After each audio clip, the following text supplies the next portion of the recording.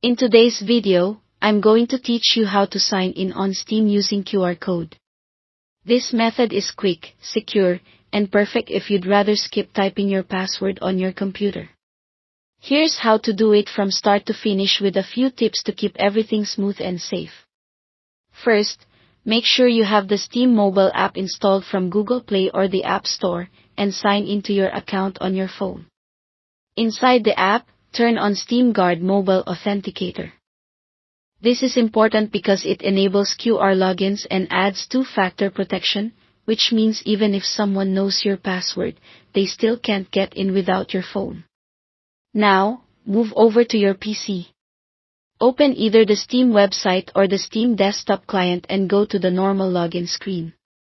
Instead of typing your username and password, choose the option to sign in with a QR code.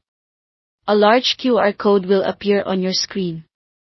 Keep this window open and visible, and make sure your monitor is bright enough for your phone's camera to pick up the code clearly.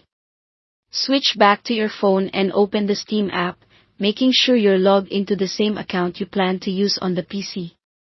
Tap the Steam Guard icon, which looks like a shield, and select the option to scan a QR code for sign-in. This opens the scanner right inside Steam Guard, so you don't need any third-party camera apps. Point your phone's camera at the QR code on your computer screen. Hold steady for a moment while the app reads it. You don't need to tap the shutter or press extra buttons. As soon as it locks onto the code, the app will process the request and display a login confirmation tied to your PC session. If the code looks faded or times out, just refresh it on your computer and try again. Before you approve anything, take a second to verify the account name and device details shown in the prompt. This quick check helps ensure you're authorizing your own login and not someone else's. When everything looks correct, tap the Confirm or Approve button in Steam Guard.